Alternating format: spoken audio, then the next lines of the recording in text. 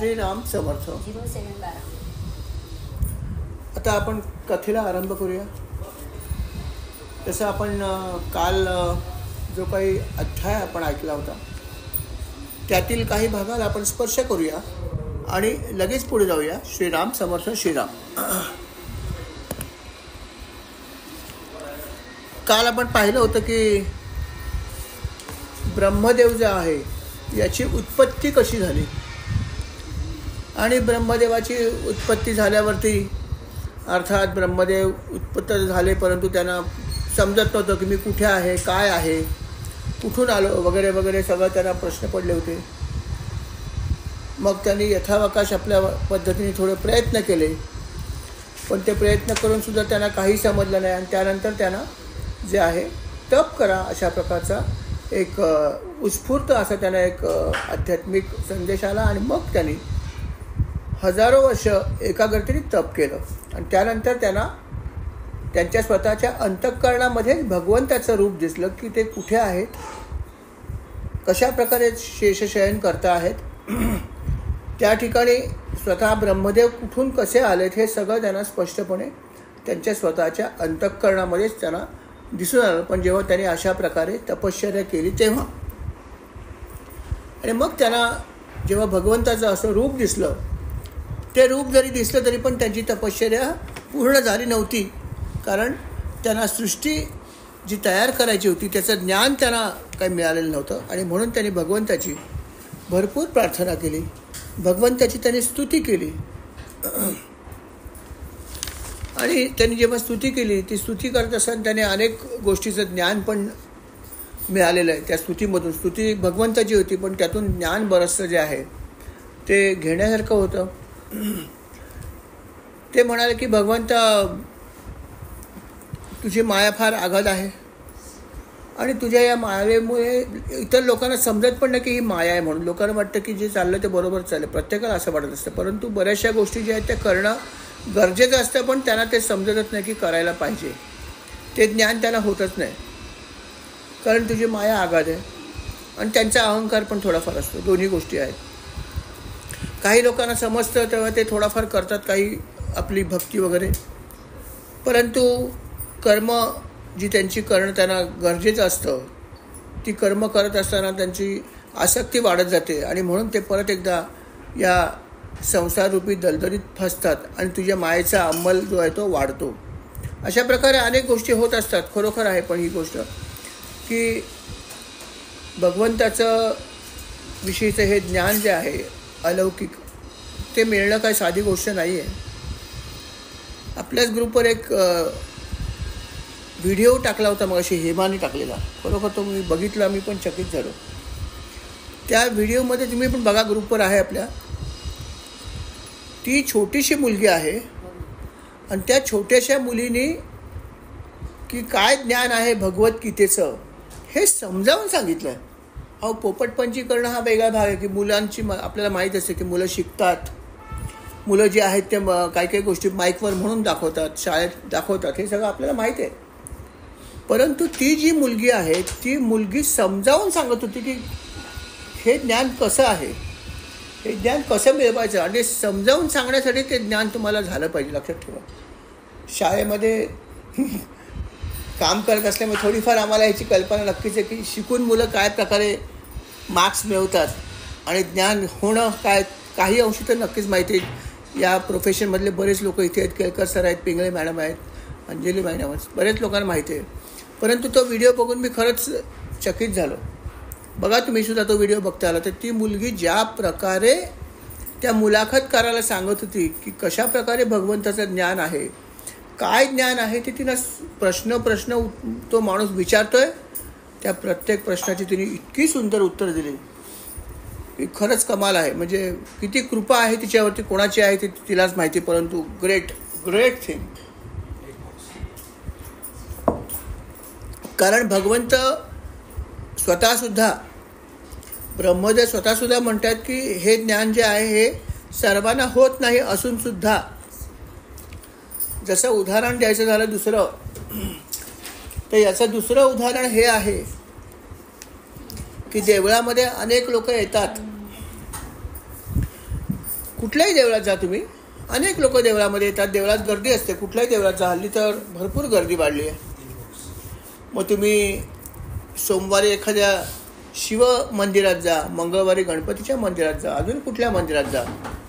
मंदिरामध्ये पब्लिक व्यवस्थित येत असते, परंतु तिथे आल्यावर सुद्धा भगवंताची प्रार्थना विशिष्ट प्रकारची किंवा असं करणारी माणसं फार कमी असतात. येऊन फक्त नमस्कार करूनच जातात, काही करत नाहीत, असे पण भरपूर लोक असतात. म्हणून तर आपण सुद्धा बघितलं की काही काही मंदिरामध्ये सुद्धा अशी पाटी लावली की निदान एक माळ तरी आपण जप करा. कारण नुसतं नमस्कार केल्याने काय पुण्य मिळणार आहे? थोडंफार मिळत असेल, पण निदान भगवंताचं नाम जे अत्यंत पवित्र आहे, ज्याच्याने प्रचंड आपल्याला पुण्य मिळतं, ते निदान एक माळ तरी आपण जप करा, असा आपण तिथे एक बोर्ड लावला आहे. आणि असा बऱ्याच मंदिरात लावलेला असतो. कारण काय की लोकांना माहीतच नसतं की भगवंताचं नाम घेणंसुद्धा त्याच्यासाठी सुद्धा खरोखर त्याची कृपाच पाहिजे, पुण्यच पाहिजे. त्याच्याशिवाय भगवंताचं नामसुद्धा येत नाही आपल्या मुखामध्ये. इतकी भगवंताची माया आहे. अर्थात भगवंताची मायेवरती सगळं ढकलून चालणार नाही, माझी इच्छा पण थोडीफार पाहिजे. परंतु ही गोष्ट आहे, ही फॅक्ट आहे. आणि म्हणून ब्रह्मदेव असं म्हणतात की बाबा देवा, तुझी माया एवढी आहे की त्या मायेतून बाहेर पडणंच कठीण आहे. माझ्यासारख्याला सुद्धा कठीण गेलं.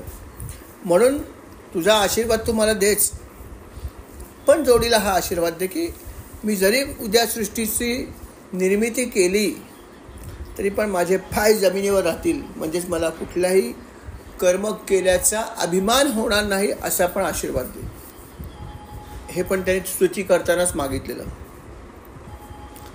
आणि ते हेही म्हणाले की भगवंता, तुला प्राप्त करणं कठीण आहे आणि सोपंही आहे.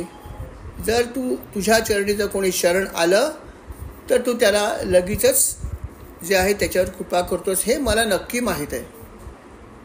आणि म्हणून मी तुझ्या चरणी शरण आलेलो आहे, तू मला माझ्यावर कृपा कर.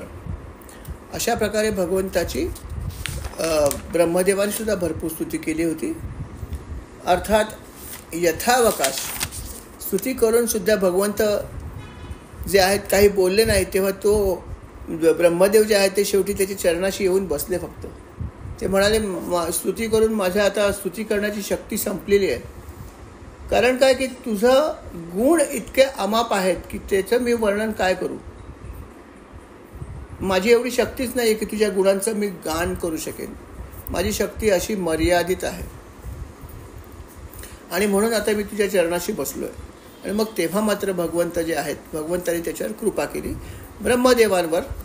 आणि मग ते म्हणाले की बाबा रे, तू अजिबात काळजी करू नकोस, मी तुझ्याबरोबर आहे. तू प्रयत्न कर, तुला माझी साथ आहे. तू सृष्टीचं निर्माण करायला सुरुवात कर, माझा आशीर्वाद तुला आहे. आणि जसं जसं तुला माझी मदत लागेल तशी तशी ती मिळत राहील, पण तू प्रयत्न करत राहा आणि माझी तपश्चर्या पण करत राहा. अशा प्रकारे भगवंतानी सुद्धा जे आहे तो आशीर्वाद दिला ब्रह्मदेवाला. मग ब्रह्मदेवाने अर्थात यथावकाश सृष्टीची निर्मिती करायला सुरुवात केली. यथावकाश अनेक प्रकारचे जीव निर्माण केले, लाखो करोडो प्रकारचे जीव निर्माण केले, वेगवेगळ्या प्रकारे वेगवेगळ्या गोष्टी केल्या. आणि त्याच्यामध्ये त्याने असं म्हणलं की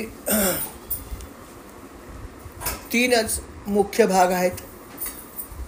एक भाग म्हणजे रजोगुणी, तमोगुणी आणि अर्थात सत्वगुणी, असे जे 3 भाग आहेत. त्याच्यातला जो तमोगुणाचा भाग आहे, ते तमोगुण ज्याच्यामध्ये जास्त आहेत ते सर्व जे आहेत ते पशु पक्षी प्राणी वगैरे सगळे आहेत. रजोगुण अधिक असलेली जी लोक आहेत त्याच्यामध्ये अर्थात मानव योनी येते. आणि सर्वश्रेष्ठ योनी जी आहे ही देव योनी आहे, जिच्यामध्ये सत्वगुण जे आहेत ते जास्त आहेत. अशा प्रकारे प्रमुख 3 त्यांनी भाग सांगितलेत. आणि अर्थात त्यामध्ये सुद्धा देवयोनीमध्ये सुद्धा अनेक प्रकारचे भाग आहेत, हेही त्यांनी सांगितले. जे आपण काल ऐकलं होतं की जसं देवामध्ये देव आहेत, गंधर्व आहेत, अप्सरा आहेत, यक्ष आहेत, चारण आहेत, विद्याधर आहेत, भूतप्रेतसुद्धा वरची श्रेणीमध्ये येतात. आणि किमपुरुष, त्याच्यावर सुद्धा काल आपण चर्चा केली. केळकर सरांनी चांगले प्रश्न काल विचारले आणि खूप चांगली माहिती स्वतः पण त्याने दिली. त्याच्यानंतर काही फोटो नयननी ग्रुपवर टाकले, तुम्ही बघा. नंतर सुद्धा जी चर्चा होती फार महत्त्वाची आहे, लक्षात ठेवा.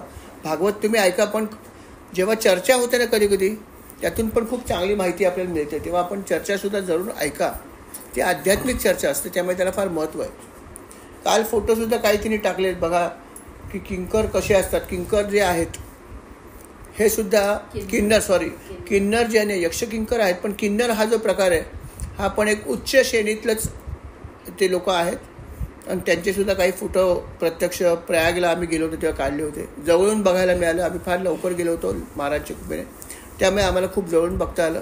तर ते फोटोसुद्धा आपण बघा की किन्नर कशा प्रकारचे आहेत आणि ते काय काय करतात. खूपच लक्षात येतं की त्यांची कॅटेगरी खरोखरच वर आहे, यात शंका नाही आहे.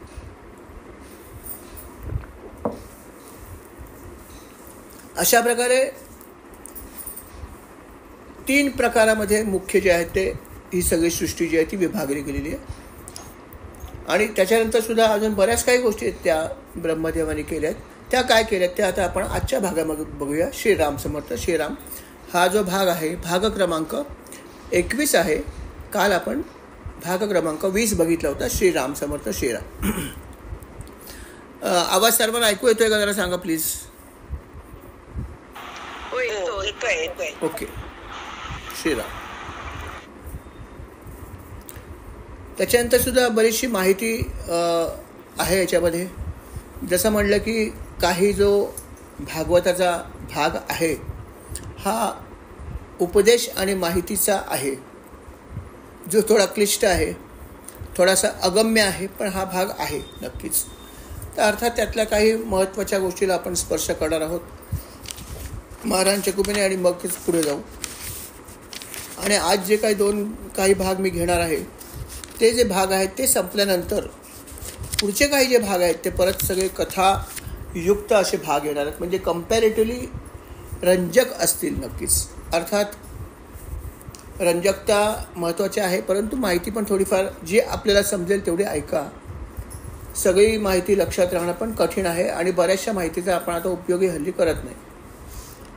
तसं त्यांनी थोडीशी माहिती अशी दिली आहे की अणुरेणूची त्यांनी माहिती दिली आहे. त्यांनी असं म्हणलं की 2 परमाणूचा एक अणू होतो, 3 अणू मिळून एक 63 रेणू होतो. तरीही आपण आपल्याला ज्या काही गोष्टी माहीत असतात, आपल्याला कालावधी मोजायचा आपलं जे माप आहे ते सेकंद आहे, बरोबर. अर्थात हे आता आपलं हल्लीच्या युगातलं हेच माप आहे. सेकंद, मिनिटं, हे सगळं तास, हे सगळं आपलं आहे मापक. आणि पूर्वी आपण त्या थोडंसं वेगळ्या प्रकारे मापायचो. जसं आपण निमिष शब्द वापरायचो, हां, किंवा लव शब्दसुद्धा होता की डोळ्याची पापणी लावायच्या आत ही गोष्ट घडली असं आपण म्हणायचं. म्हणजे लवणं म्हणजे काय, तर डोळा एकदा खालीवर होणं आपला, तो तर आपला होत असतं सतत. तर आपण म्हणतो की डोळा लावायच्या आत घडलं म्हणजे अतिशय कमी भाग झाला. किंवा निमिष हा शब्दसुद्धा आपण ऐकला. निमिष मात्रे तंतुके एक, असं दत्तभावने तो उल्लेख आहे. म्हणजे किती प्राचीन आहे सगळं. तर निमिष हा एक शब्द आपल्याला माहिती आहे, लव मात्र. पण त्यांनी जे सांगितलं आहे त्याचा जर आपण विचार केला तर त्याची गंमत अशी आहे की त्यांनी असं म्हणलं की 3 रेणू ओलांडून जायला सूर्याला जेवढा वेळ लागतो त्याला त्रुटी म्हणतात. याच्या 100 पट काळाला वेध म्हणतात. वेध शब्द पण आपल्याला माहिती आहे. आपण म्हणतो की ग्रहण काळात वेध लागले. तर हे वेध जे आहेत त्या 3 वेधांचा एक लव होतो. बघा लव किती कसा आहे. 3 वेधांचा एक लव आहे. 3 लवांचा एक निमिष होतो. आपण निमिष सुद्धा किती लहान समजतो. आणि त्या 3 निमिषांचा एक क्षण होतो. आता क्षण पण आपण लहानच समजतो. आपण आपल्या हिशोबामध्ये हे सगळं सेकंदाच्या हिशोबातच पकडतो की एका निमिषात घडलं, डोळ्या लावायच्या आत घडलं. हे सगळं आपण जे म्हणतो ते आपल्या डोळ्यासमोर 1 सेकंद वगैरे देतात, सेकंदामध्ये घडतं. पण किती सूक्ष्म भाग केलेत बघा. म्हणजे 1 सेकंद आपल्याला वाटतं किती मोठा, किती लहान भाग केला, पण त्याच्यापेक्षाही लहान भाग पूर्वी होते. आणि ते मोजायचे साधन असणार, पण आता सगळं आपण कालानुसार विसरून गेलो आहे. म्हणून आपल्यासाठी सर्वात लहानात लहान जे आहे ते सेकंद आहे. परंतु त्याच्यापेक्षासुद्धा अनेक पटीने लहान असलेले पूर्वीची मापकं होती, जी कालानुरूप आपण विसरून गेलेलो आहोत. तर 3 लवांचा एक निमिष म्हणलं, 3 निमिषांचा एक क्षण म्हणलं. 5 क्षणांचं एक काष्ठ म्हणले, 15 काष्ठांचं एक लघु म्हणले आणि 15 लघूंचं एक नाडिका म्हणली आणि 2 नाडिकांचा एक मुहूर्त. मुहूर्त शब्द आम्हाला माहिती आहे का? आपण मुहूर्त पकडतो, लग्नात पकडतो, अमक्या ठिकाणी पकडतो मुहूर्त. तो एक मुहूर्त 2 नाडिकाचा होतो आणि 6 किंवा 7 नाडिकांचा एक प्रहर होतो. प्रहर शब्द थोडाफार माहिती आहे, जास्त नाही माहिती, कारण हा सुद्धा आता इतिहास जमा झाला आहे. फक्त संगीत क्षेत्रामध्ये आपण म्हणतो की दिवसाच्या इतक्या प्रहरी हा राग गावा, रात्रीच्या इतक्या प्रहारामध्ये हा राग गावा. ते पण संगीत क्षेत्रसुद्धा अर्थात जुनं आहे, त्यामुळे प्रहर शब्द तिथे वापरला जातो की सकाळच्या प्रहारी अमका अमका राग गावा, भूप गावा वगैरे असं सगळं आहे. पण हे प्रहरसुद्धा तिथे गेले. हे सगळं म्हणजे तुम्ही म्हणा पुराणामधलं होतं किंवा वेदामधलं सगळं होतं. हे जे काय आपण बघितलं ते सगळं जुन्या काळातलंच आहे, पण फक्त त्यातल्या काही गोष्टी आज शिल्लक आहेत. प्रहर शब्द निदान ऐकलेलं आहे. आपण म्हणतो काय रामप्रहरी आला, सकाळी सकाळी आला, तसं प्रहर शब्द त्यांनी इथे दिला आहे. पण 7 नाडिकांचा एक प्रहर होतो आणि यालाच याम असा पण एक शब्द आहे. याम म्हणजे माणसाच्या दिवसाचा किंवा रात्रीचा 4था भाग. त्याच्यानंतर 6 पळ असं तांब्याचं एक भांडं बनवा ज्याच्यामध्ये 1 शेर पाणी मावेल आणि 4 मासे सोन्याचे 4 बोट लांबीची सळी बनवून तिने भांड्याच्या बुडाला एक छिद्र पाडून ते भांडं पाण्यात सोडावे. त्यानंतर जितक्या वेळात 1 शेर पाणी आत भरले जाईल तेवढ्या वेळेला 1 नाडिका म्हणतात. काय काय दिले बघा. या सगळ्या गोष्टी आता आपण वापरत नसल्यामुळे आपल्याला माहीत नाही आहेत. हां, माहीत असलेला एक भाग थोडासा आहे. त्यांनी काय म्हणलं आहे की 15 दिवसाचा एक आठवडा होतो बघा, 15वडा होतो. 15 ते आपल्याला माहिती आहे. एक शुक्ल पक्ष आणि दुसरा कृष्ण पक्ष, हेही आपल्याला माहिती आहे की 15 दिवसाचा मिळून 1 महिना होतो. हा थोडासा भाग तिथे आहे जो आपल्याला माहिती आहे. पण त्यांनी असं म्हणलं की 2 पक्षांचा मिळून जो 1 महिना होतो तो म्हणजे पितरांचा 1 दिवस आणि 1 रात्र असते. हे पितर किती आपल्या वरच्या श्रेणीत आहेत बघा. जरी ते वेगळ्या प्रकारात असले तरी पण त्यांची श्रेणी उच्च आहे, कारण या सगळ्याचा मिळून त्यांचे 1 दिवस आणि 1 रात्र फक्त होते. त्याच्यानंतर 2 महिन्यांचा 1 ऋतू आणि 6 महिन्यांचे 1 अयन होते. अयन शब्द माहिती आहे. दक्षिणायन आणि उत्तरायण, बरोबर आहे. हा शब्द आपल्याला माहिती आहे.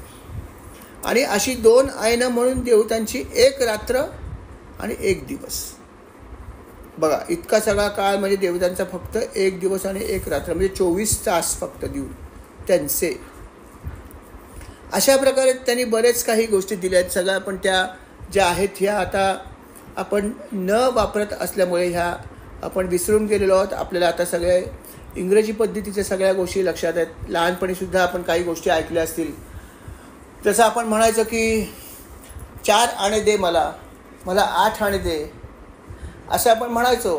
12 आणे म्हणजे आपण म्हणायचो अरे काय, 16 आणे म्हणजे मस्त माणूस, अरे 16 आणे सही माणूस आहे, म्हणजे काय की पूर्ण. पण आणे हा शब्द होता, पण आणे हा शब्दसुद्धा आपला गेला, कारण ते वापरत नाही. आता रुपये पैसे आले ब्रिटिश पद्धतीप्रमाणे, त्यामुळे हाही प्रकार आपला गेलेला आहे. अशा अनेक गोष्टी ज्या आहेत त्या आपल्या फक्त माहितीच्या पुस्तकामध्येच राहिलेल्या आहेत. आपण जरी म्हणत असलो की आता महिना अमका चालू आहे, पाऊस चालू आहे, अमका चालू आहे, माघ चालू आहे, सगळं म्हणतो, परंतु शेवटी हळूच बघतो की आता एप्रिल चालू आहे का मे चालू आहे, कारण ते आपण वापरतो प्रॅक्टिकली.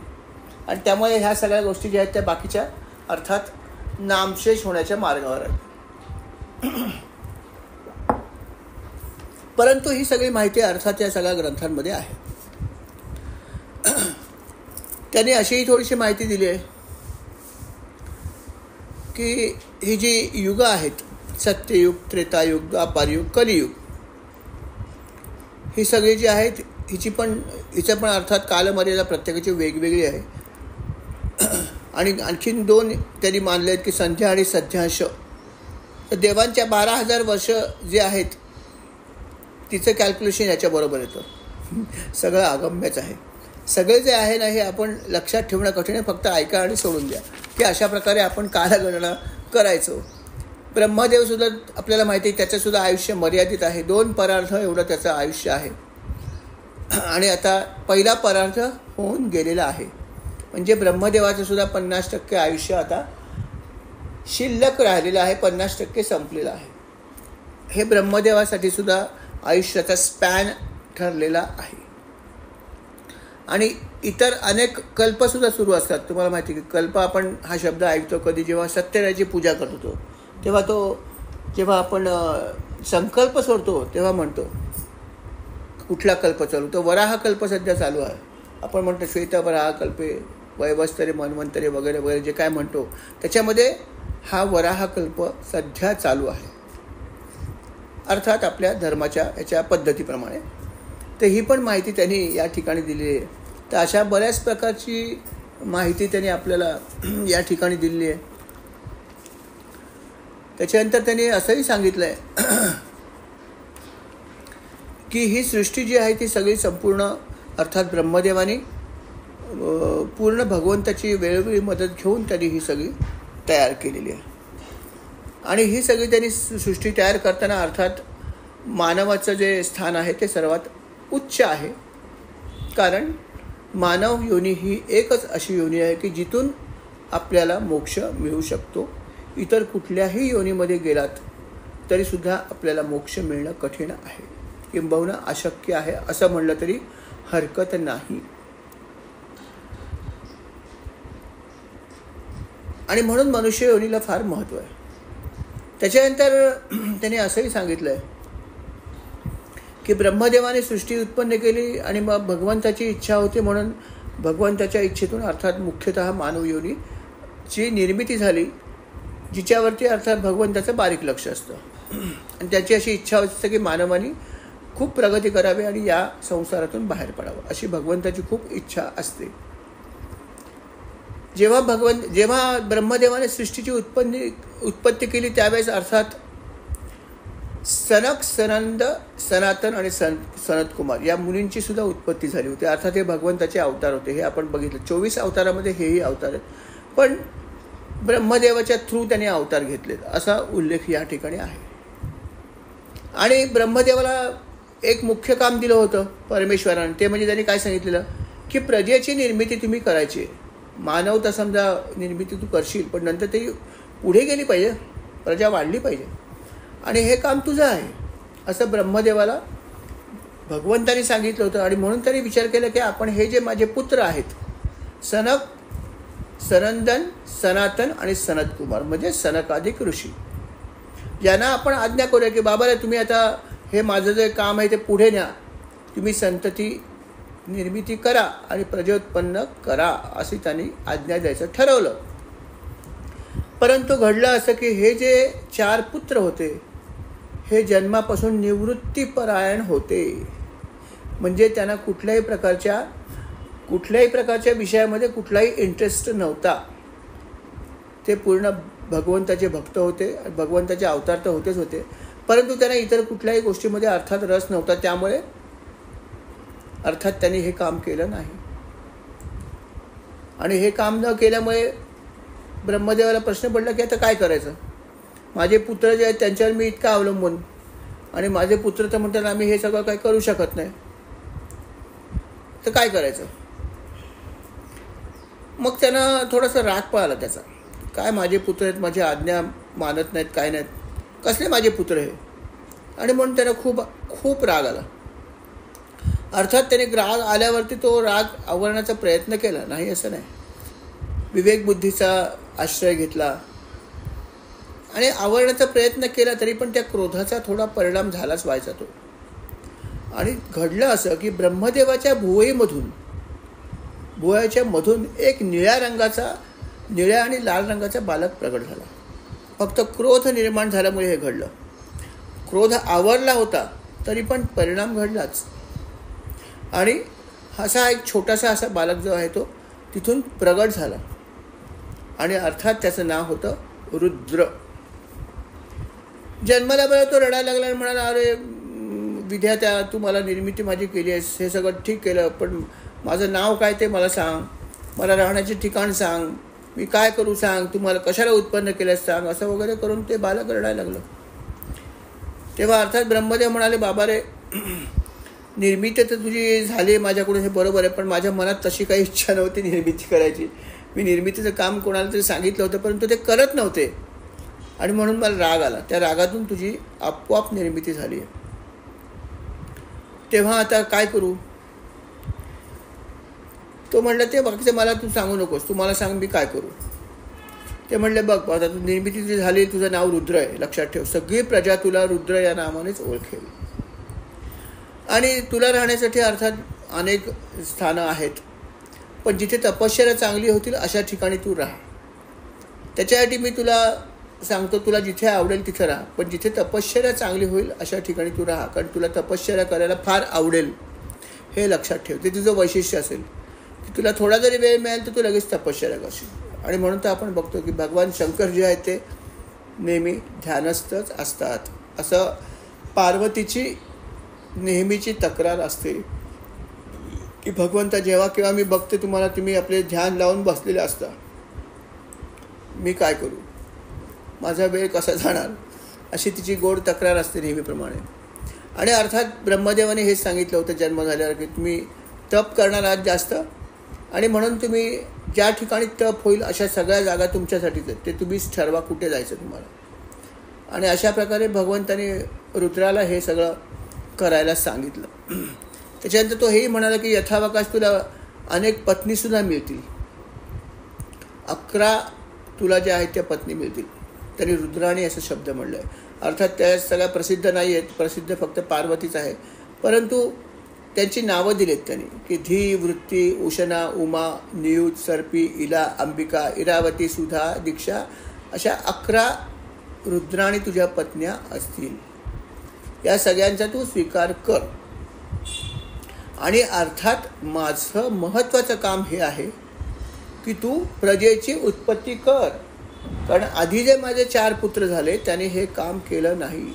सरकाधिक ऋषी जे आहेत त्यांनी माझं हे काम केलं नाही. आता तू माझा पुत्रच आहेस, माझ्या शरीरातूनच तू उत्पन्न झाला आहेस.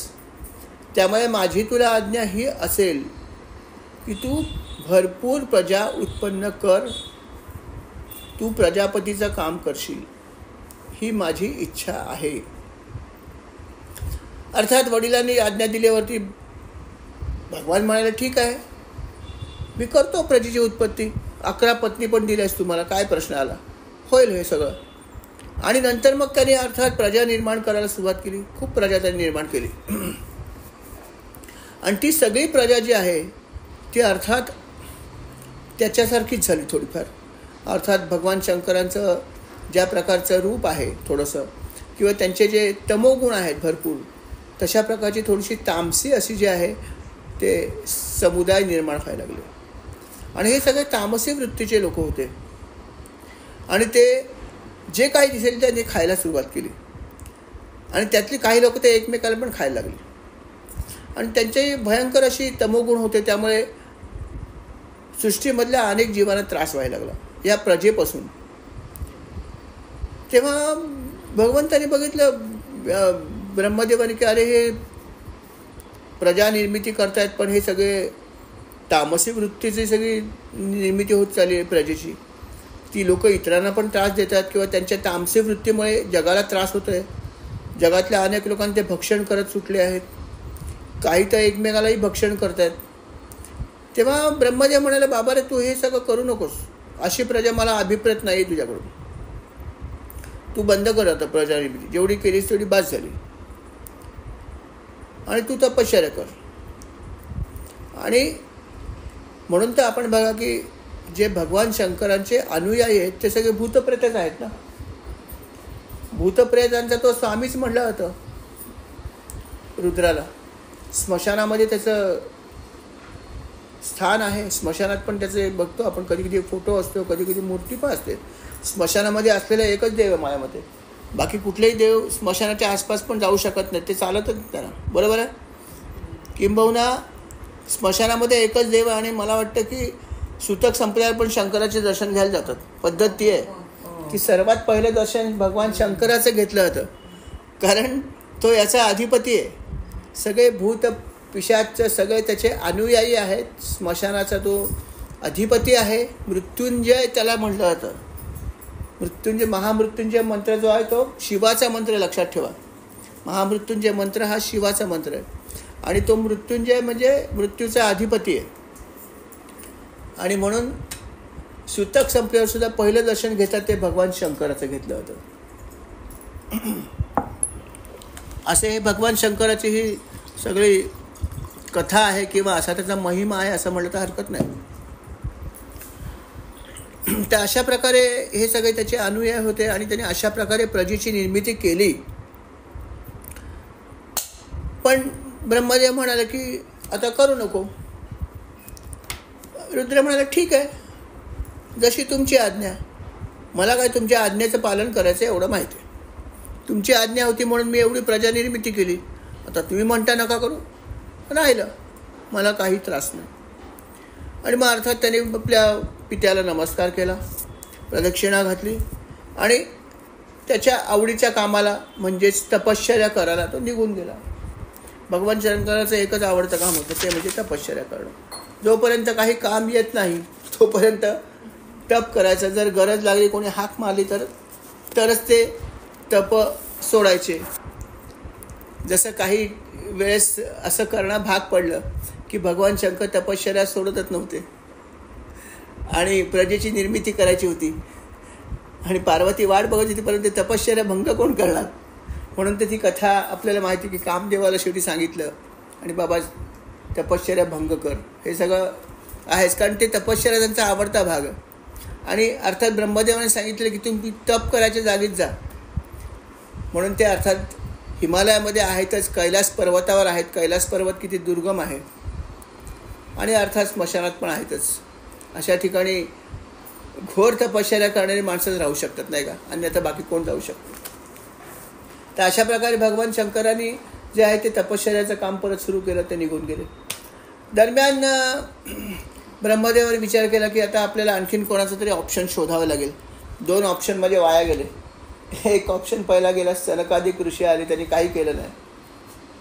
आणि आता रुद्र जे होते त्यांनी हे असं केलं. मग त्यांनी आणखीन 10 पुत्र निर्माण केले, संकल्प केला फक्त. आणि संकल्पाने अर्थात 10 पुत्र निर्मिती झाली. त्यांची नावं होती मरीची, अत्री, अंगिरा, पुलस्त, पुलह, क्रतु, भृगु, वशिष्ठ, वक्ष, दक्ष आणि नारद. असे हे 10 पुत्र त्यांनी जे आहेत ते निर्माण केले. अर्थात हे सगळे जे पुत्र आहेत ते त्याच्या शरीरापासून उत्पन्न झाले होते. ब्रह्मदेवाच्या वेगवेगळ्या अंगापासून वेगवेगळे झाले निर्माण. जसं नारद मुनी जे आहेत ते ब्रह्मदेवाच्या मांडीपासून, दक्ष त्याच्या अंगठ्यापासून, वशिष्ठ प्राणांपासून, भृगु त्वचेपासून, क्रतु जे आहे ते हातापासून, पुलह जे आहेत ते नाभीपासून, पुलस्त कानापासून, अंगिरा मुखापासून आणि अत्री डोळ्यापासून आणि मरीची मनापासून उत्पन्न झाले. आणि त्यांच्या उजव्या स्तनापासून धर्म उत्पन्न झाला आणि अर्थात नारायण त्यांच्यापासूनच निर्माण झाले असं म्हणलं. आणि अधर्म त्याच्या पाठीपासून निर्माण झाला, लक्षात ठेवा. आणि अधर्मापासूनच निर्माण झाला मृत्यू. अशा प्रकारे अनेक गोष्टी ते त्यांनी निर्मिती केली. त्यांनी असंही म्हणले की ब्रह्मदेवाच्या हृदयापासून काम निर्माण झाला, भुवयांपासून क्रोध निर्माण झाला, खालच्या ओठापासून लोभ निर्माण झाला, मुखापासून वाणीची अधिष्ठात्री देवी सरस्वती निर्माण झाली, लिंगापासून समुद्र, गुदस्थानापासून पापाचे निवासस्थान, सावलीपासून देवहूतीचे पती कर्दम उत्पन्न झाले. हा महत्त्वाचा भाग आहे. देवहूतीचे पती भगवान कर्दम हे सुद्धा प्रजापती होते. यांनी भरपूर निर्मिती केलेली आहे प्रजेची, त्यामुळे ती एक महत्त्वाचा भाग होता. ब्रह्मदेवाची एक मानस कन्या होती असं म्हणलं हरकत. तिचं नाव होतं अर्थात सरस्वती. ती अतिशय सुंदर होती. आणि एकदा अघटित गोष्ट अशी घडली.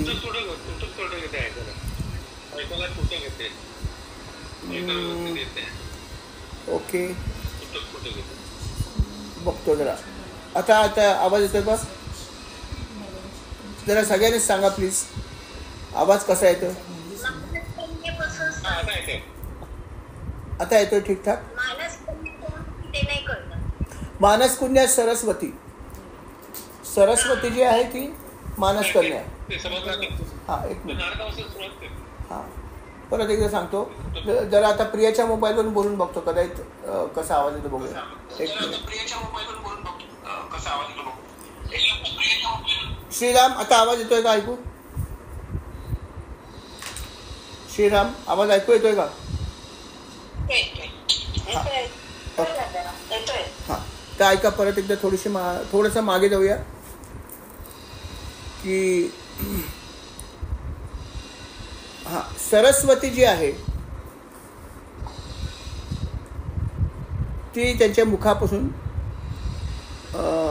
हां, ब्रह्मदेवाच्या मुखापासून जी आहे ती सरस्वती उत्पन्न झाली. सावलीपासून महत्त्वाचा भाग म्हणजे देवहूतीचे पती भगवान कर्दम निर्माण झाले. कर्दम ऋषी जे आहेत त्यांच्यापासून प्रजेची भरपूर निर्मिती झालेली लक्षात ठेवा. कर्दम आणि त्यांची पत्नी अर्थात जी आहे देवहूती यांनी खूप महत्त्वाचा भाग केलेला आहे. आणि अर्थात जेव्हा सरस्वतीची निर्मिती झाली, सरस्वती अर्थात आपल्याला माहीतच आहे प्रसिद्ध देवी आहे, ही अतिशय सुंदर होती. आणि या ठिकाणी अघटित गोष्ट अशी झाली की ब्रह्मदेवाची ती मानसपुत्री असून सुद्धा ब्रह्मदेवाच्या मनामध्ये क्षणभरच का होईना पण कामवासना निर्माण झाली. आणि अर्थात जेव्हा ही गोष्ट घडली तेव्हा त्याचे जे पुत्र होते त्यांना हे लक्षात आलं. ते सगळे खूप उच्च असे ते हे होते, त्यामुळे त्यांना लक्षात आलं की आपल्या पित्याच्या मनात क्षणभर का होईना असा विचार आला. त्यांनी तसं काही केलं नाही, परंतु असा विचार आला होता. तेव्हा त्यांनी पुत्राने सांगितलं की अहो, हे असं कसं घडायला नव्हतं पाहिजे. तुम्ही तर पृथ्वीची निर्मिती केली, सर्व प्रजा निर्मिती केली, सगळं काही आहे, तर हे सगळं जी काय गोष्ट घडली ही खराब घडली आणि कलंकित झाला होता आपण. तेव्हा काय करायचं ते बघा. अर्थात ब्रह्मदेवाला हे लक्षात आलं की हे कळत नकळत घडलेली गोष्ट आहे. ब्रह्मदेवाला स्वतःला पण खूप लज्जा निर्माण झाली की असं कसं घडलं माझ्या हातून. काही केलं नाही त्यांनी, नो डाऊट, परंतु क्षणभर असा विचार आला होता, ही खरी गोष्ट होती. आणि मुख्य म्हणजे तो विचार इतरांना समजला होता, हा त्यातला लज्जेचा भाग होता. आणि म्हणून ब्रह्मदेवाने विचार केला की आता मला या ठिकाणी राहण्यात काय अर्थ नाही आहे. आणि म्हणून त्यांनी आपलं शरीर जे आहे त्याचा त्याग केला. ते म्हणाले माझं हे शरीर कलंकित झालेलं आहे आणि आता हे शरीर ठेवून मी वावरण्यात काहीही अर्थ राहिलेला नाही, मी प्रायश्चित्त घेतलं पाहिजे, म्हणून त्यांनी शरीर त्याग केला. जेव्हा ब्रह्मदेवाने शरीराचा त्याग केला तेव्हा ते शरीर जे आहे ते शरीर नष्ट झालं, परंतु त्याचं रूपांतर झालं ते धुक्यामध्ये झालं. धुकं झालं आणि ते धुकं जिकडे जाईल तिथे अर्थात सगळे ते अंधार निर्माण होतो. आपल्याला माहिती आहे की धुकं म्हणजे अंधार. जर कुठे धुकं पडलं तर अर्थात आपण बघतो की काहीच दिसत नाही. आपण सकाळीसुद्धा कधी कधी बघतो की धुकं पडलेलं असतं आणि धुक्यामध्ये काहीच दिसत नाही. धुकं पडल्यावरती आपण बघतो की ट्रॅफिक जॅममध्ये फ्लाईट पण उडत नाहीत बऱ्याच वेळा. फ्लाईट्स पण कितीतरी कॅन्सल होतात. धुकं जात नाही तोपर्यंत फ्लाईट पण कुठे जात नाही. धुकं म्हणजे अंधार. आणि असं भागवताबाई त्यांनी स्पष्ट म्हणले की हे जे धुकं आहे किंवा हा अंधार जो आहे तो म्हणजेच अर्थात ब्रह्मदेवाने सोडलेलं आपलं शरीर आहे, असं त्यांनी म्हणलेलं आहे. आणि अशा प्रकारे ब्रह्मदेवाने ते शरीर तर सोडून दिलं, परंतु अर्थात दुसरं शरीर धारण केलं त्यांनी. कारण ब्रह्मदेवाची गरज तर होतीच. ब्रह्मदेवाने फक्त एक शरीर सोडून दिलं. अर्थात हे त्याने मानवासारखं केलं नाही का, की मानव पण अशाच प्रकारे शरीर सोडत असतो. अर्थात आपण सोडतो म्हणजे आपण सोडत नाही, आपण फोर्सफुली सोडतो. We are force to leave our body. पण या ठिकाणी फरक एवढा आहे की ब्रह्मदेवाने स्वतःहून शरीर सोडून दिलं आणि मानवाला शरीर सोडायचं असतं पण तो सोडायला तयार नसतो. ते त्याला सोडावं लागतं आणि मग दुसरा देह आपोआप त्याच्या कर्माप्रमाणे त्याला मिळतोच. परंतु ब्रह्मदेवाने मात्र स्वतःहून शरीराचा त्याग केला आणि स्वतःहून दुसरं शरीर जे आहे ते धारण केलं. कारण त्याच्याकडे भरपूर काम शिल्लक होतं. पृथ्वीचं बरंचसं काही त्याला करायचं होतं. त्यामुळे फक्त हा दोष घालवण्यासाठी त्याने आपल्या शरीराचा त्याग केला होता. अर्थात नवीन शरीर मिळाल्यावर सुद्धा ब्रह्मदेवाने आपलं पुढचं काम सुरू केलं. तो म्हणाला बाबा अजून बरीच कामं माझी बाकी आहेत. मग त्यांनी सर्व पृथ्वीची रचना बरोबर आहे का एकदा बघितली. त्यानंतर त्याच्या मुखामधून 4 वेद प्रगट झाले आणि मग त्या वेदांना अर्थात त्यांनी ऋषींकडे पाठवलं. ऋषींना ते स्फुरले नंतर यथावकाश. वेद जरी ब्रह्मदेवानीकडे असले तरी पण त्याचं स्फुरण ऋषीनं झालं तपश्चर्या करत असताना. आणि नंतर ते पृथ्वीवर आले आणि अर्थात त्याच्यानंतर काही भाग केले व्यासमुनीने वगैरे, तो भाग तर नंतरचा आहे. परंतु मुळामधून त्यांच्या मुखातूनच 4 वेद प्रगट झाले असंही घडलेलं आहे. ब्रह्मदेवाने अनेक प्रकारचे यज्ञ कसे करायचे त्याचा सगळी माहिती जी आहे ते वेदामध्ये आहेच आहे. धर्म कसा असावा ह्याचं तरी नियम तयार केले. आश्रम कसे असावेत, कुठले कुठले, त्याचे काय नियम असावेत हे सगळं ब्रह्मदेवानेच तयार केलं. सगळं काही ब्रह्मदेवाने तयार केलेलं आहे.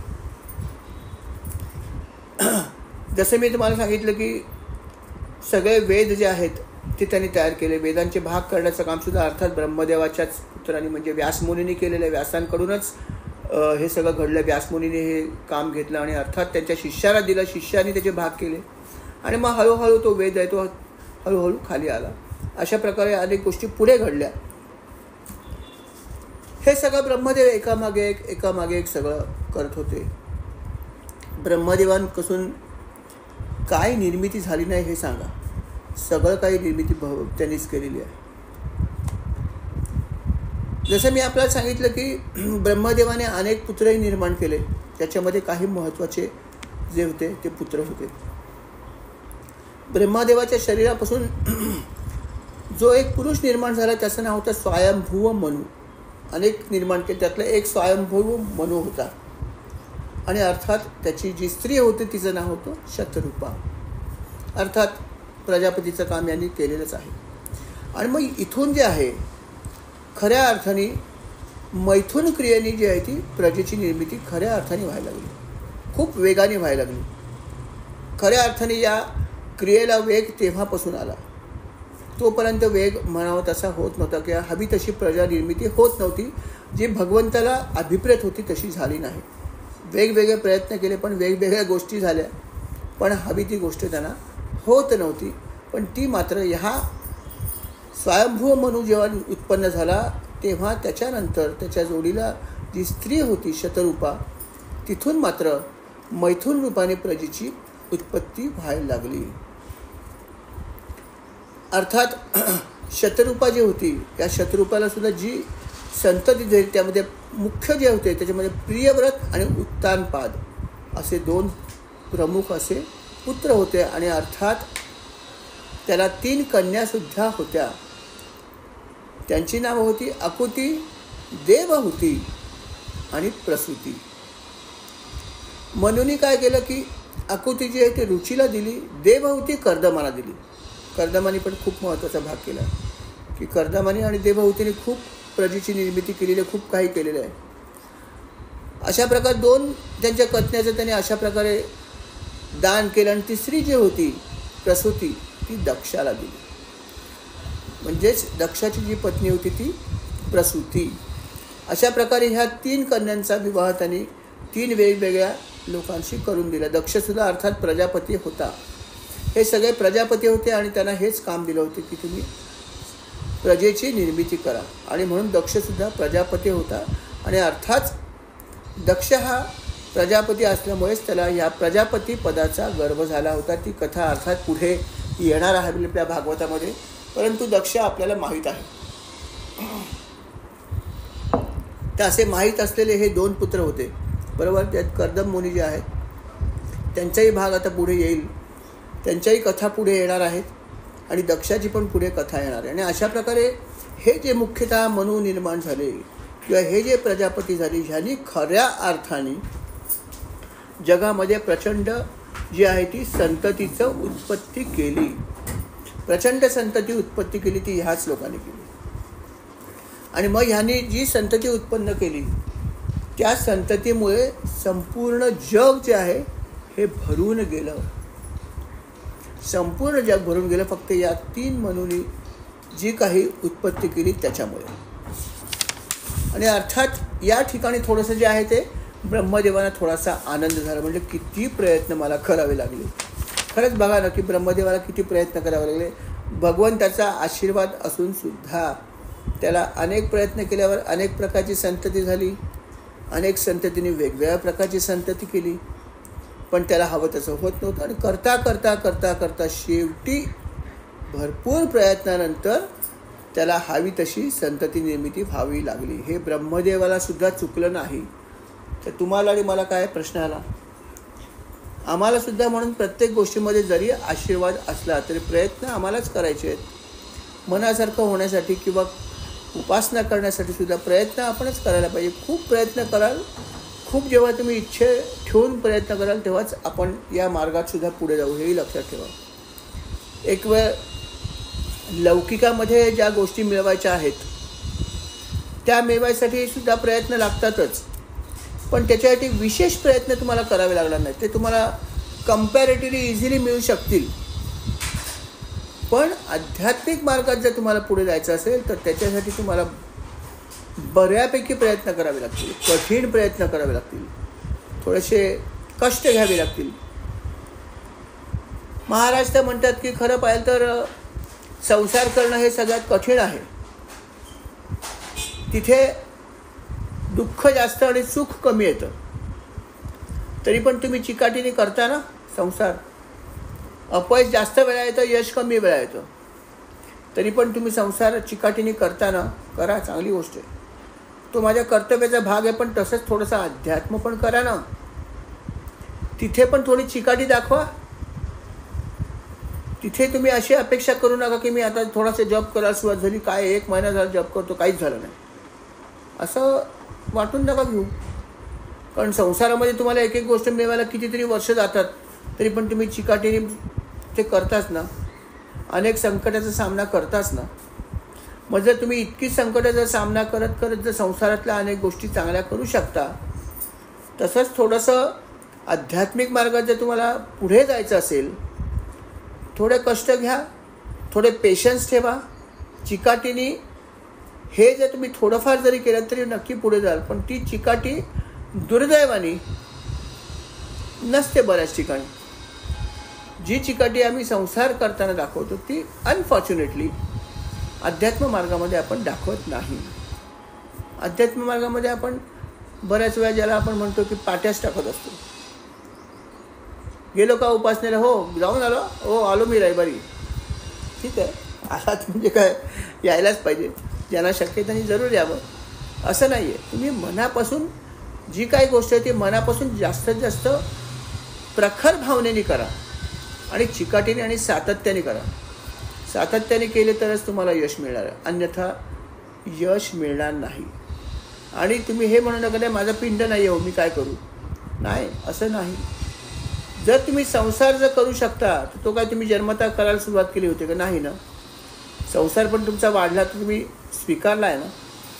प्रत्येक स्टेजला आपला संसार जो तो वेगवेगळ्या फेजमध्ये गेला आहे आणि ते सगळं आपण ॲक्सेप्ट करून ते करत राहिलो आहोतच ना. मग तसं हेही तुम्ही ॲक्सेप्ट केलं पाहिजे की इथे मला करणं जरुरीचं आहे. पण अर्थात जेव्हा हे पटेल तेव्हा. पटलंच नाही तर काय करणार. आजच अशी काही आम्ही चर्चा केली की का असं असेल की बरेचसे लोक काहीच करत नाहीत आणि बरेचसे लोक करतात. घरामध्ये सुद्धा कधी कधी असं असतं की नवरा बायको असतात, कधी कधी एखादी स्त्री खूप काही करत असते, जप तप करत असते, जे काय असेल ते. पुरुष काही विशेष करत नसतात, त्यांना काही जास्त इंटरेस्ट नसतो. ते कधी कधी टीका पण करतात, काय बघेल तेव्हा जपमाळ घेतली हातामध्ये आपली, काय आहे आम्हाला गरज नाही, आम्ही असं असं म्हणत असतो. कधी कधी उलटं असतं की पुरुष करत असतात, स्त्रिया करत नसतात. असं बऱ्याच ठिकाणी असू शकतं. अर्थात ज्या ठिकाणी दोघंही जण आहेत या मार्गात ते नशीबवान की दोघंही जण समजा या मार्गात असतील तर हा प्रश्न येत नाही. कोणी ना कोणी काही ना काहीतरी करत असतं, त्यामुळे आपल्या हातून चांगली उपासना होत राहते. परंतु असं बऱ्याच ठिकाणी होत नाही आणि बरेचसे लोक करतच नाहीत काय, पण संसार मात्र अतिशय जोरात करत असतात. पण जेव्हा हे त्यांना पटेल तेव्हाच ही गोष्ट होऊ शकते, तोपर्यंत ते करणार नाही. म्हणून तो मी जो व्हिडिओचा तुम्हाला उल्लेख केला, जरा व्हिडिओ बघा तुम्ही, आज आपल्या ग्रुपवर टाकले. त्या मुलीची मला खरंच कमाल वाटते. कसं काय त्याने भगवद्गीतेचं एवढं ज्ञान जे आहे कसं आत्मसात केलं आणि समजावून सांगणं काय साधी गोष्ट आहे, किती मोठी गोष्ट आहे. पण त्या मुलीची खरंच कमाल आहे आणि अतिशय सहजतेने तिने खूप छान सांगितलं, खूपच छान. म्हणजे हे सगळं गॉड गिफ्ट आहे म्हणा किंवा भगवंताची कृपाच आहे की इतक्या लहानपणी हे असं करणं. लहानपणी काही लोक कीर्तन पण करत असतात, काही काही मुलं बघतो आपण, लहान मुलं मुली कीर्तन सेवा करतात.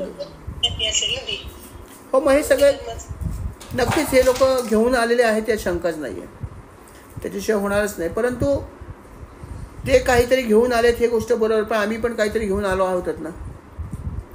त्यांच्याकडे बोट दाखवून ते घेऊन आलेत, आम्ही काय घेतलं नाही का? आम्ही पण घेतलं ना. आम्ही या मार्गामध्ये आलो म्हणजे घेऊन आलेलो आहोत ना काहीतरी, म्हणून त्या मार्गात आहोत. मग आता जे मी घेऊन आलेलो आहे ते जर मी वाढवलं तरच ही मला पुढल्या जन्मात मिळेल ना. घेऊन आलो हा शब्द काय मलाच आणायचं, ते मागच्या जन्मात पण मीच काहीतरी केलं असेल म्हणून या जन्मात माझ्याकडे हे आलं आहे. या जन्मात जर मी माझा बँक बॅलन्स पुण्याचा वाढवला तरच तो मला पुढल्या जन्मामध्ये कॅरी फॉरवर्ड होऊन येणार आहे. म्हणजे घेऊन आला हा शब्द आपल्याला लागू जास्त चांगला होईल जर आपण चिकाटीने केलं तर. म्हणून चिकाटीने आपण करायला पाहिजे. जर ब्रह्मदेवाला सुद्धा प्रजानिर्मिती करण्यासाठी आशीर्वाद असून सुद्धा ब्रह्मदेवाला एवढे एफर्ट्स घ्यावे लागले किंवा त्रास सहन करावा लागला, तेव्हा त्याच्या हातून शेवटी फायनली चांगल्या प्रकारची जी आहे ती प्रजानिर्मिती त्याच्या पुत्रांकडून व्हायला लागली, असं भागवतात पण त्यांनी स्पष्ट म्हणलं आहे ना. म्हणून यातून घेण्याचा भाग असा आहे की 2 गोष्टी ब्रह्मदेवाच्या आपण यातून घ्यायच्या आहेत या कथेतून ब्रह्मदेवाच्या, की एक म्हणजे चिकाटीने तुम्हाला एखादी गोष्ट करायला पाहिजे. तपश्चर्या भगवंतानी त्यांनी केली आहे. भगवंताचा अधिष्ठान तुम्हाला प्रत्येक बाबतीत पाहिजे. मी तर म्हणतो व्यवहारात सुद्धा भगवंताला न विसरता जर आपण व्यवहार केला, संसार केला तर ते तुम्हाला जास्त कामी येणार आहे. म्हणून भगवंताचं अधिष्ठान हे प्रत्येक ठिकाणी असायला पाहिजे. आणि जसे ब्रह्मदेवाने प्रयत्न करत राहिले ब्रह्मदेव, तसे प्रयत्न आपण पण करत राहिले पाहिजे. अशा प्रकारे जर आपण केलं तर आपण अध्यात्म मार्गात सुद्धा नक्की पुढे जाऊ. संतुष्ट व्हायचं नाही. तुम्ही असं म्हणलात की आता मी बऱ्यापैकी पुढे गेलो की संपला, प्रगती त्याच्या पुढे होणारच नाही. आपल्याला हे लक्षात घ्यायचं की मला एव्हरेस्ट गाठायचं आहे. आम्ही खूप खाली आहोत, तळाशी आहोत, पायथ्याशी आहोत. एव्हरेस्ट खूप उंच आहे आणि मग आपण जर तिकडे बघितलं तर आपण नक्कीच जोमाने प्रयत्न करू. आणि अशा प्रकारे आपण प्रयत्न करत राहायला पाहिजे. भागवताचे जे काही पुढचे भाग आहेत त्याच्यामध्ये आता सगळ्या कथा सुरू होणार आहेत. हा इथपर्यंत जो भाग आहे या सर्व भागामध्ये फक्त माहिती किंवा अजून काही क्लिष्ट आणि अगम्य गोष्टी होत्या, परंतु आता हा भाग जो होतो या ठिकाणी संपणार. आणि याच्या पुढचा जो भाग आहे या पुढच्या भागामध्ये थोडेसे रंजक असे भाग येणार आहेत, ज्याच्यामध्ये काही कथा येणार आहेत, भगवंताच्या काही कथा येतील, अजून काही सुंदर सुंदर गोष्टी येणार आहेत. त्याच्यामध्ये रंजकता तर आहेच आहे, परंतु त्याच्या जोडीला उपदेश पण खूप सुंदर आहे. असाही काही भाग जो आहे तो आता याच्या पुढच्या भागापासून सुरू होणार आहे. म्हणून आपण या ठिकाणी या भागाच्या जोडीलाच आज आपण स्वल्पविराम घेऊया. म्हणजे पुढचे जे भाग आहेत त्यामध्ये सगळा कथेचा भाग जो आहे तो आपल्याला ऐकायला मिळेल, त्याच्यामध्ये जास्त रंजकता असेल. श्री राम समर्थ. आपण या ठिकाणी स्वल्पविराम घेऊया. जी काही सेवा घडली ते आपण महाराज तुमच्या ही जी काही सेवा झाली ती आपण महाराजांच्या चरणी अर्पण करूया. महाराज स्वीकार करावा. कळत नकळत चूक झाली असेल तर क्षमा करा आणि अशीच सेवा आमच्याकडून करून घ्या. या सेवेसंदर्भात जर आपल्याला काही ॲडिशन करायचं आहे, काही बोलायचं असेल तर आपण जरूर बोलू शकता. श्री राम समर्थ. श्रीराम. नयनला काहीतरी बोलायचं. बोल नयन. कपिल मुनींचे ते वडील आहे ना, कर्दम मुनी ना, ते विचारायचं. हो, कपिल मुनी जे आहेत ते त्यांचीच पुत्र होते, जे अवतार घेतला आणि तो अर्थात त्या अवतारामध्ये त्यांनी आईला आपला उपदेश केला. हा बरोबर भाग आहे, करेक्ट आहे. तो येईल पुढे. श्रीराम. कोणाला काय बोलायचं तर बोलू शकतो.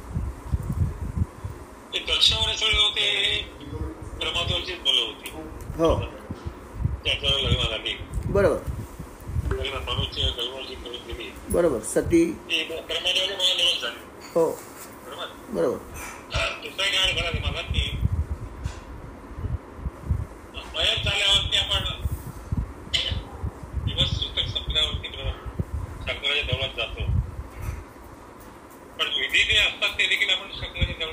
हो शंकराच्या देवळातच करतो. करेक्ट आहे. अगदी करेक्ट सांगितलं तुम्ही. करेक्ट सांगितलं. अगदी करेक्ट सांगितलं. बाकी कुठे करायचं नाही. करेक्ट आहे.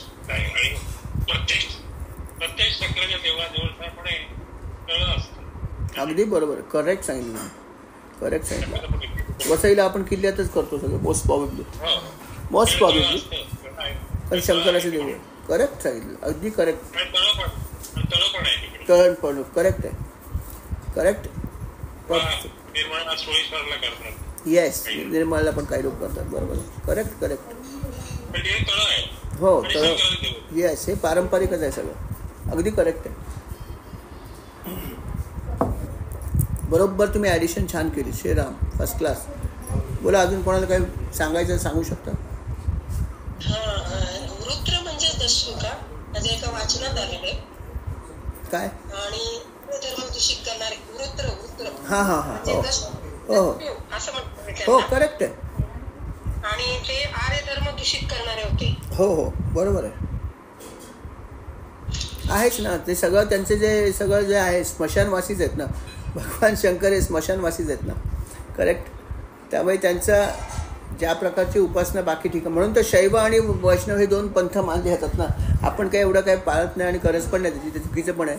परंतु काही उत्तर भारतामध्ये वगैरे फार कट्टरता आहे शैव पंथ आणि वैष्णव पंथामध्ये. अर्थात ती आडवगंध उभगंध ते सगळं चुकीचं आहे. अर्थात हा भेद चुकीचा आहे हर आणि हरीमधला नाहीच आहे. परंतु हे काही लोक असं करतात, ते त्यांचं अज्ञान आहे, हेही लक्षात ठेवा. आम्ही पण प्रयोगाला गेलो होतो तेव्हा त्यांनी विचारलं, आप वैष्णव आहे ना? त्या माणसाने पुजारीने आम्हाला विचारलं. कारण आम्ही तिकडे जप केला ना, तर जो काही जप आपण इथे करतो तसं आम्ही तेवढा जप केला तिकडे छान चालीमध्ये. तर ते म्हणले, आप वैष्णव आहे ना? तर म्हणलं, आम्हाला इतके दिवस कधी हे लक्षातच नाही आलं की आम्ही वैष्णवसुद्धा आहोत. कारण आपलं असं कधी वाटतच नाही की आपण वैष्णव आहेत आणि हे शैव आहेत. शंकराची पूजा करतो, ठीक आहे, म्हणून तो काय शैव झाला वगैरे आपल्या डोळ्यात आपल्या असं कधी मनात पण येत नाही. पण त्या माणसाने लगेच सांगितलं की आप वैष्णव हो ना? तर मला क्षणभर समजलंच नाही. नंतर लक्षात आलं की त्याला असं म्हणायचं की तुम्ही विष्णूंचे भक्त आहात का?